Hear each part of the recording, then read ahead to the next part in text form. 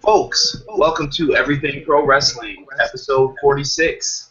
I am your host, Conrad Cushman, and I am here with Rez, and we are going to actually talk WWE Backlash. But before we do, if you're new to the channel, please hit the subscribe button. And also, if you are interested, follow us on Facebook at EPW Group, Everything Pro Wrestling Group. You can also follow us on Twitter at EPW Podcast. With me today, you guys have seen him on the show a couple times, is Rez. Rez, say what's going on to the people. Hey, guys. Rez, we are here to talk WWE Backlash. And after SmackDown yesterday, were you hyped going into the show? I was sending out a lot of polls on the Twitter account to see if people were actually into the show, if they weren't feeling it. What did you think overall, though? The show, from what I caught, was pretty good. A little bit awkward, but for the most part, pretty good.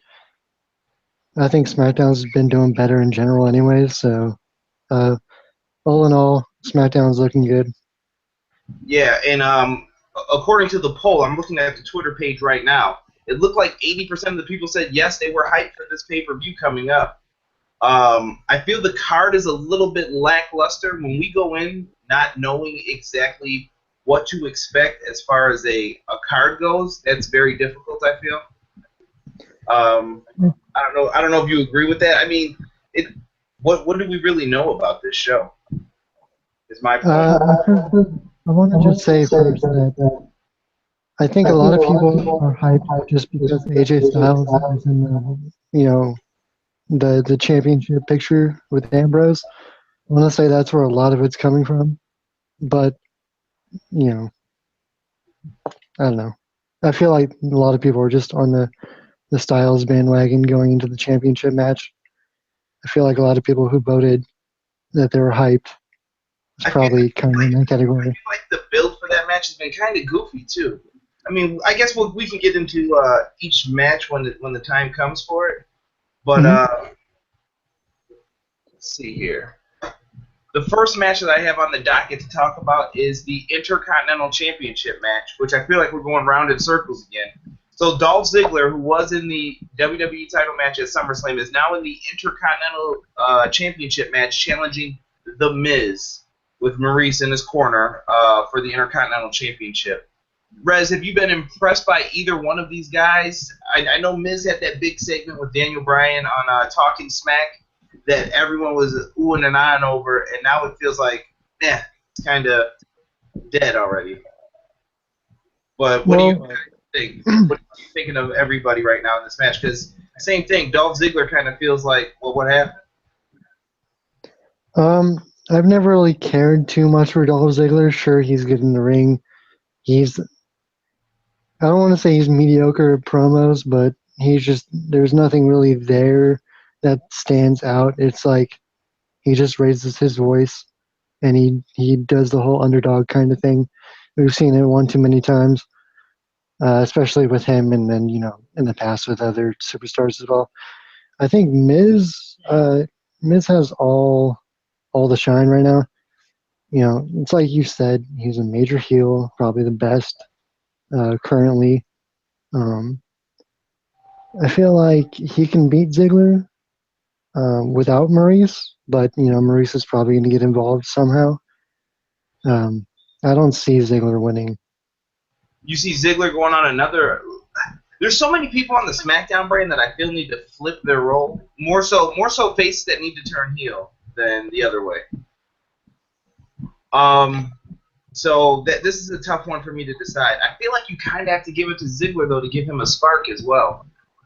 But Miz had the money promo. So you're going to take Miz, you said, to win it all? Yeah, I'm going with Miz. I'm going to also stick with Miz. I think after that promo with Daniel Bryan, there's no way you can take the belt off him without building someone up. And also, I feel horrible for Apollo Crews. Like, what happened to him last night to where he lost to Miz again? You made him out to be a big deal, and he's losing. I mean, has he really done anything spectacular since hitting the main roster? I mean, sure, he's been good, but has he really stood out? have the opportunity to be good if he's never given the chance to put some wins together. Right. That's, Even Baron Corbin fought Ziggler or fought Ambrose like the other week.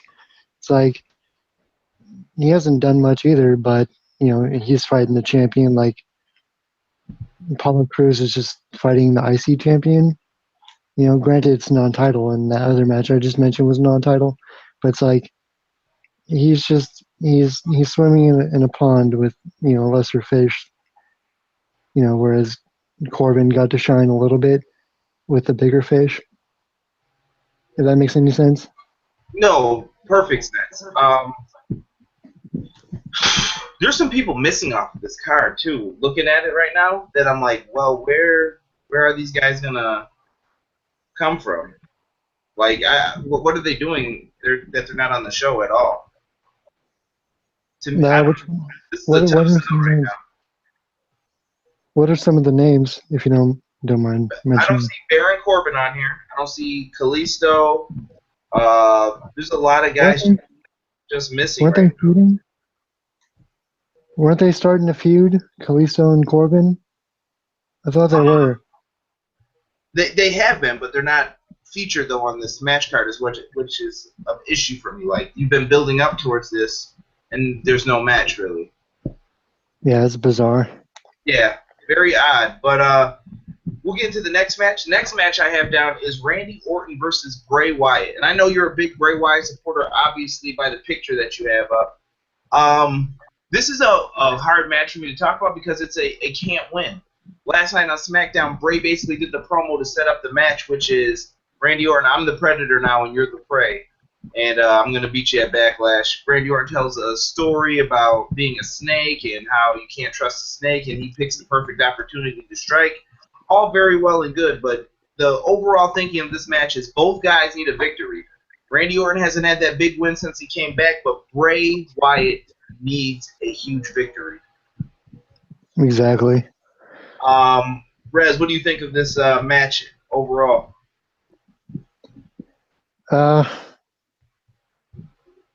hate to doubt my favorite in the match, but I kind of feel like I'm going to go with Randy Orton on this one. He took a beating against Brock Lesnar, and to give Randy Orton some credibility back, I feel like he's going to win, even though Bray should go over. No questions asked. But yeah, I feel like Orton's going to win just to make him seem tough still after getting beaten up savagely by Lesnar at SummerSlam. Yeah, I definitely feel Bray Wyatt is someone who I think he should just be a face. I think there's enough crowd movement behind him that why couldn't he just be a face? And maybe this loss could help propel him towards that, but you got to let the people know what's going on with Bray Wyatt so that they will want to continue being fans of him. You can't leave people in the dark about what you're doing with his character. He goes away for a while, then he just shows up for a match. I think it's time for them to decide which direction they're going. And Bray Wyatt being a face would definitely help out, in my opinion. Man, WWE doesn't even know. It's a shame. The tag team title tournament got kind of switched up. So if you haven't watched SmackDown, you're going to want to pause this video real quick. I'll give you a second. All right, so if you haven't watched SmackDown, the Usos ended up turning heel on American Alpha. American Alpha beat them in 30 seconds, which surprised me. I don't know if you felt the same way, Rez. They hit the grand amplitude with the quickness, and that was it. And I was just like, whoa, the Usos. I thought we were going to get a good match at least. But the Usos heel turn, we've been suspecting it for a while since the Talking Smack thing got brought up with Daniel Bryan. When did you guys start thinking you started getting booed? And it was when we teamed with Roman Reigns. And the Usos knew, and they said basically we're putting our best effort out there, and nobody is showing any love, basically, for their effort. The Usos wound up putting a vicious beating on them, and I liked it. It felt very old school, like NWA heel turn. They set up Chad Gable and super kicked his kneecap, and then did a splash on his kneecap while he was being held into like a half Boston Crab. Very cool. So basically took American Alpha out of the finals. And the other finalists are Heath Slater and Rhino, who got a big victory over the Hype Bros yesterday. So the two teams that have lost now are going to face each other in a, I can't remember what Shane called it, like a redemption match, basically. Whoever wins this match is going to get to move on to the finals. Rez, so we got the Usos versus the Hype Bros here. I know who I have already in my head, but I wanted to hear who you think is going to win that redemption tag team match before the finals. I feel to keep it going, it's going to be the Usos. Yeah, I feel like it's going to be the Usos, and I do have comments on the whole SmackDown segment with them. Go ahead. But okay, so I feel like them taking out American Alpha is just so that Slater and Rhino can possibly win, but not make American Alpha look bad and not giving them a loss. I feel like it's a way to kind of go around it. And I think the Usos, okay, them turning at the beginning of the match was okay. And then after they lost and they held out their hands again, and American Alpha stupidly went for it again and then got turned on. I felt that was kind of dumb. Like, they just attacked you. Why are you going to accept a handshake again after just beating them? Like, anyone in their right mind would know they're probably salty after losing, and they attacked us before the match began. Why am I going to accept a handshake? You know, like everything's okay. I thought that was really dumb. I think we all know, though, that in wrestling, the faces are usually not doing the brightest thing in the world. And also, they played it both ways, though, before, too, where a guy was a little bit more aggressive in a match, loses the match, and then he walks up to the guy, shakes his hand, and it's okay. Tommaso Ciampa, I felt, in the Cruiserweight Classic against Johnny Gargano, he worked more heelish, but in the end, he still shook his hand after. And basically, maybe Gargano shouldn't have trusted him, too. I mean, you could argue both ways about that, I feel. Yeah. So the Hype Bros have no chance in your mind. I'm cool with Mojo. I've met him a couple of times. Mojo's a good guy. I'm definitely happy for him. And Zack Ryder, same thing. I wish that they would give these guys a little bit more to do, but maybe that's coming in the future. But I don't think it's their time. I'm going with the Usos picking up the easy victory as well. Go ahead, Rez. You know I'm a Zack Ryder fan, but yeah, the Usos have something going on. They planted the seeds on SmackDown, so yeah, they're gonna win this. But yeah, Okay, Zack Ryder is one of my favorites. Well, while we get ready, so who will be the first ever SmackDown Live champs? Let's get into the next prediction here. We have Heath Slater and Rhino. Heath Slater is competing for his job, basically. If Heath Slater can win the tag team titles, he has a job on SmackDown. He has the 7 kids. They've been making a kind of a comedy storyline out of it. Rhino is also in the fold. Rhino, who is also running for political office in Michigan. Shout out to Psycho Ice. And he's running for office in Michigan, so I don't know how much time he has for all of this, but it's crazy that he's wrestling and doing all this. And I love his motivation to help Heath Slater is because he needs to pay for a pool. So that's great. And Rhino's eating the cheese whiz on the crackers in Heath Slater's trailer and not saying a word. And if we predict the Usos, like we both said, so we will have the Usos versus Heath Slater and Rhino, which seems to be a foregone conclusion. Who do you see taking this? Because I can see it going either way, but I have in my mind something different than what I've seen from most people, at least on Twitter. I want to say maybe Slater and Rhino, more in part because of Rhino getting the win for Slater. But I think also making the Usos look strong going into some sort of feud with American Alpha. This could go one of two ways, I feel. I'm going to lay out the ending for you. I think that you could either have American Alpha, who are supposed to be out for 1 or 2 weeks, or at least have Jason Jordan come out, cost the Usos the match, giving Heath Slater and Rhino, giving Heath Slater his job. Rhino gets the tag title. They become the first ever SmackDown Live Tag Team Champions. Oh, I hate calling it SmackDown Live. The first SmackDown Tag Champions.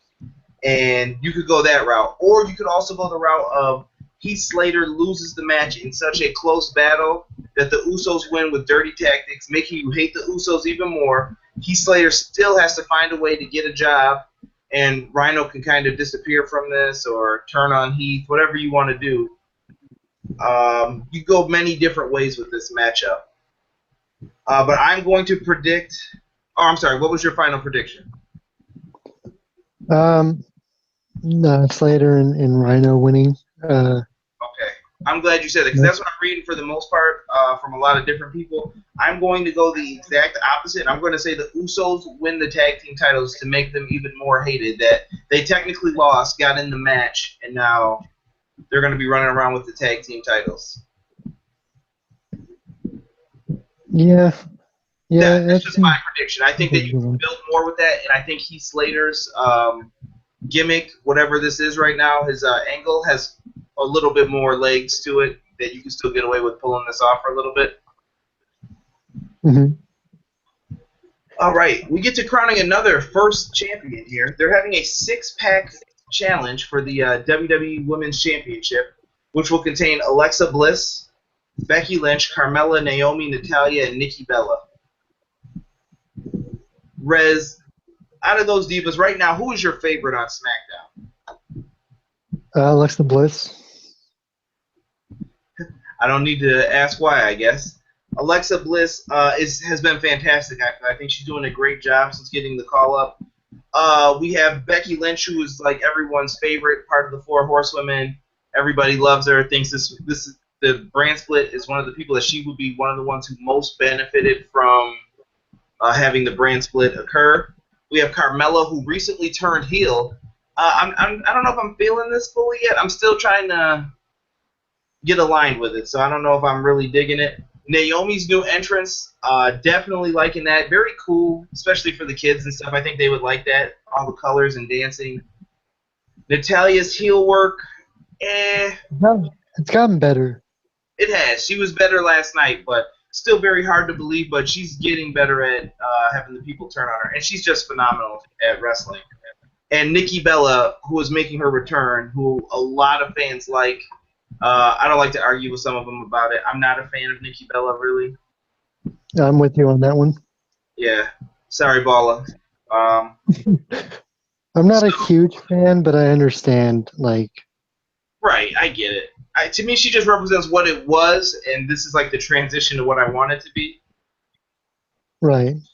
But, Rez, who do you think is walking out the first ever WWE SmackDown Women's Champion?